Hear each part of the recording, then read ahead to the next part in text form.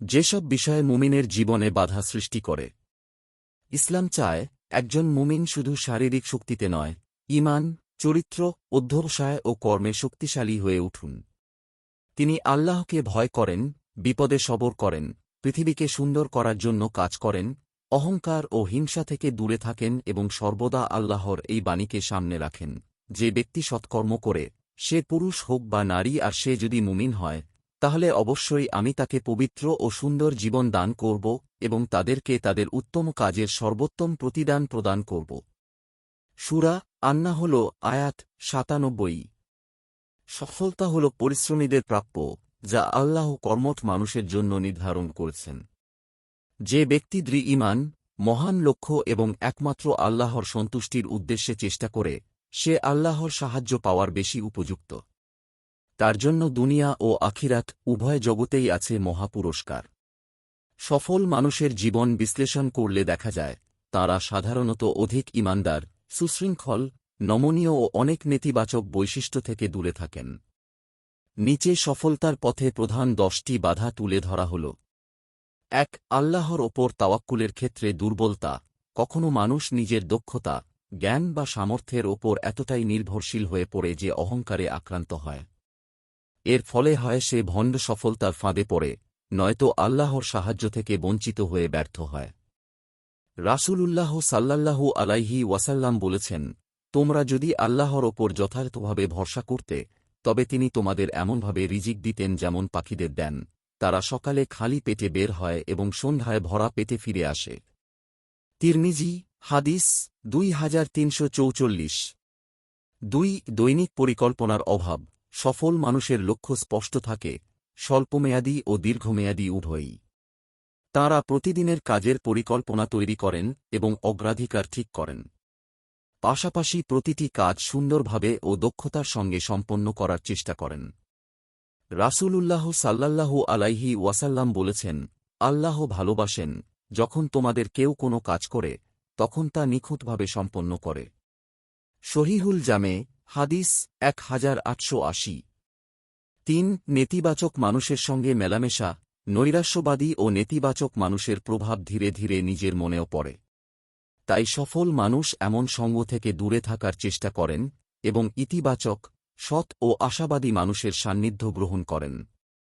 রাসূলুল্লাহ সাল্লাল্লাহু আলাইহি ওয়াসাল্লাম বলেছেন, মানুষ তার বন্ধুর ধর্ম ও চরিত্রের ওপর থাকে।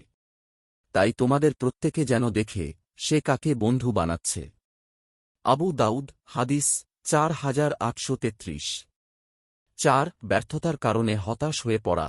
সফল মানুষ জানেন, ব্যর্থতা সফলতারই একটি অংশ। তাঁরা ব্যর্থতা থেকে শিক্ষা নেন এবং নতুন উদ্যমে এগিয়ে যান।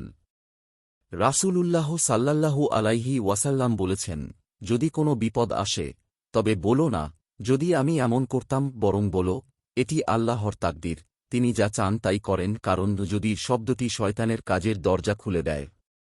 সহিহ মুসলিম, হাদিস 2664। ৫. অন্যের মূল্যায়ন নিয়ে অতিরিক্ত চিন্তা করা। সফল মানুষ নিজের মূল্য অন্যের প্রশংসা বা সমালোচনার ওপর নির্ভর করান না। তাঁদের নিজস্ব আদর্শ, লক্ষ্য ও আত্মবিশ্বাস থাকে। তাই তাঁরা অযথা মানুষের কথায় ভেঙে পড়েন না। ৬. অতিরিক্ত অজুহাত দেওয়া। সফল মানুষ ব্যর্থতা স্বীকার করতে পারেন, কিন্তু অজুহাত দেখিয়ে দায়িত্ব এড়িয়ে যান না। তাঁরা নিজের কাজের দায়িত্ব নিজেরাই নেন এবং সমস্যার সমাধান খোঁজেন। ৭. অন্যের সফলতায় হিংসা করা। সফল মানুষ প্রতিযোগিতা করেন, কিন্তু হিংসা করেন না। অন্যের সফলতাকে তাঁরা অনুপ্রেরণা হিসেবে গ্রহণ করেন এবং আরও কঠোর পরিশ্রমের মাধ্যমে নিজেকে উন্নত করার চেষ্টা করেন। হিংসুক ব্যক্তি অন্যকে ক্ষতি করার আগে সে নিজেকে ক্ষতিগ্রস্ত করে, কেননা শুরুতেই সে হিংসার আগুনে জ্বলতে থাকে।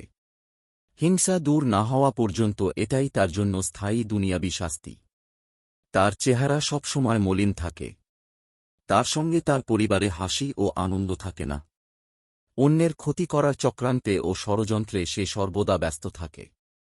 প্রতিপক্ষের হামলার ভয়ে সে সর্বদা ত্রস্ত ও ভীত থাকে। ফলে সৎ সংসর্গ থেকে সে বঞ্চিত হয়। ঘুণ পোকা যেমন কাঁচা বাঁশকে ভেতর থেকে কুড়ে কুড়ে খায়, হিংসুক ব্যক্তির অন্তর তেমনি হিংসার আগুন কুড়ে কুড়ে খায়। একসময় সে ধ্বংস হয়ে যায়, যেমন ঘুণে ধরা বাঁশ হঠাৎ ভেঙে পড়ে যায়। এভাবে দুনিয়ায় সে এসি ঘরে শুয়ে থেকেও হিংসার আগুনে জ্বলে পুড়ে মরে। রাসূলুল্লাহ সাল্লাল্লাহু আলাইহি ওয়াসাল্লাম ইরশাদ করেন, তোমরা পরস্পরে বিদ্বেষ করো না, হিংসা করো না, ষড়যন্ত্র করো না ও সম্পর্ক ছিন্ন করো না। তোমরা পরস্পরে আল্লাহর বান্দা হিসাবে ভাই ভাই হয়ে যাও। বুখারী হাদিস ৬০৭৬। ৮ স্বাস্থ্য ও বিশ্রামকে অবহেলা করা। শরীর ও মনের সুস্থতা ছাড়া দীর্ঘমেয়াদী সফলতা সম্ভব নয়। তাই সফল মানুষ পর্যাপ্ত বিশ্রাম, স্বাস্থ্য ও মানসিক প্রশান্তির যত্ন নেন। সুস্বাস্থ্যের জন্য শরীরচর্চার বিকল্প নেই।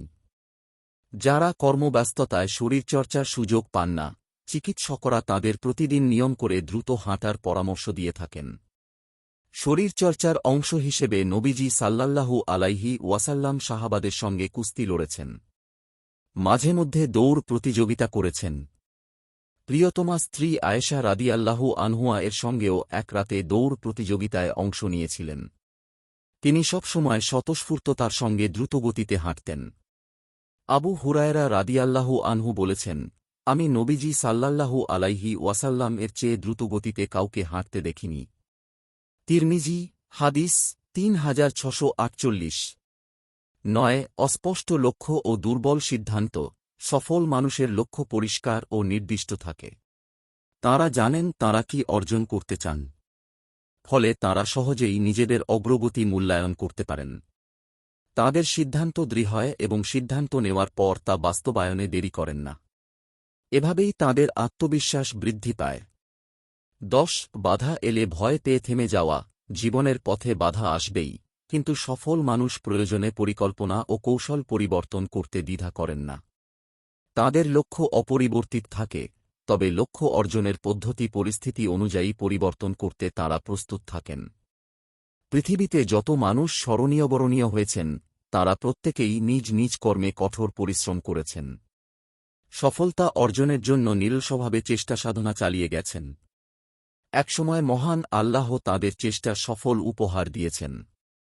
মানুষ কোনো বিষয়ে দৃঢ়তার সঙ্গে সাধনা করলে মহান আল্লাহ তাদের তা দিয়ে দেন। পবিত্র কোরআনে মহান আল্লাহ বলেন, আর এই যে মানুষ তাই পায় যা সে চেষ্টা করে।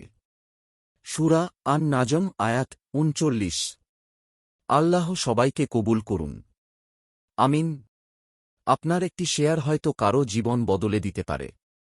সাদকায়ে জারিয়া সওয়াব পেতে ভিডিওটি শেয়ার করুন। সোর্স ইসলামী জীবন, কালের কণ্ঠ।